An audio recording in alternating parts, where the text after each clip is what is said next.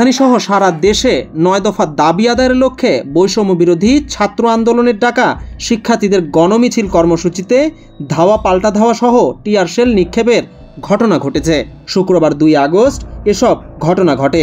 এদিন কর্মসূচির অংশ হিসাবে ঢাকা, খুলনা, লক্ষ্মীপুর, কিশোরগঞ্জ, নেত্রকোনা ও নরসিংদীতে মিছিল বের করে আন্দোলনরত শিক্ষার্থীরা।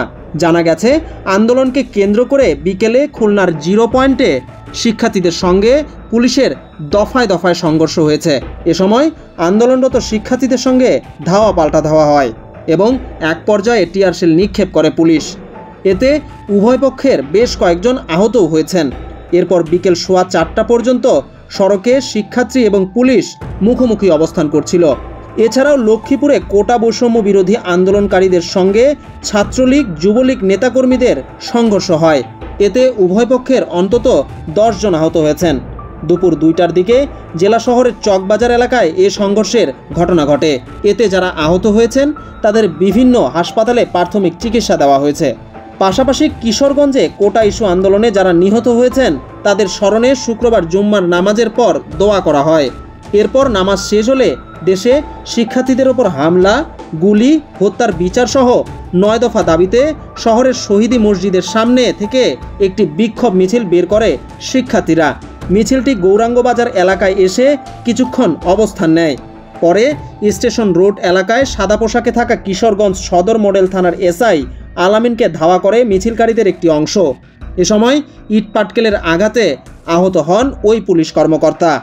এদিকে নেত্রকোনায় বেলা 11:30টায় সুরক্ষিত বাংলাদেশ চাই দাবিতে মুক্তারপাড়া প্রেস ক্লাব সড়কে শিক্ষার্থীরা দাঁড়ানোর চেষ্টা করে।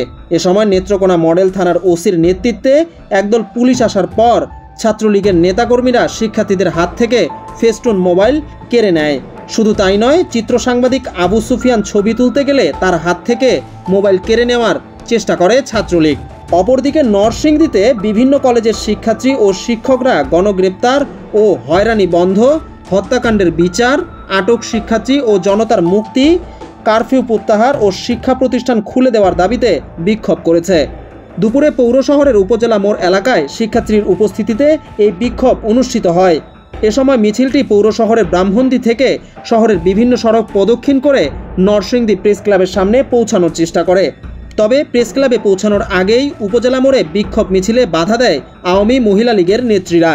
এতে আওয়ামী মহিলা লীগের নেত্রীদের সঙ্গে কয়েক দফা হাতাহাতিও হয়। এ সময় ঘটনাস্থলে পুলিশ থাকলেও তারা নীরব ভূমিকা পালন করে। শুধু তাই নয়, রাজধানীর উত্তরার 11 নম্বর সেক্টরে বিক্ষোভকারী শিক্ষার্থীদের সঙ্গে পুলিশ ও আওয়ামী লীগের নেতাকর্মীদের ধাওয়া পাল্টা ধাওয়া ও সংঘর্ষ হয়েছে। এ সময় বিক্ষোভকারীদের ছত্রভঙ্গ করতে সাউন্ড গ্রেনেড ও টিয়ারশেল নিক্ষেপ করে পুলিশ। এ সময় শিক্ষার্থীরা ছত্রভঙ্গ হয়ে যায়। উল্লেখ্য, গণহত্যা ও গণগ্রেপ্তারের প্রতিবাদে এবং শিক্ষার্থীদের ৯ দফা দাবি আদায়ের লক্ষ্যে শুক্রবার সারা দেশে দোয়া, কবর জিয়ারত ও ছাত্র জনতার গণমিছিল কর্মসূচির ঘোষণা দেয় বৈষম্য বিরোধী ছাত্র আন্দোলন। বিজন কুমার, দ্য রিপোর্ট.লাইভ, ঢাকা।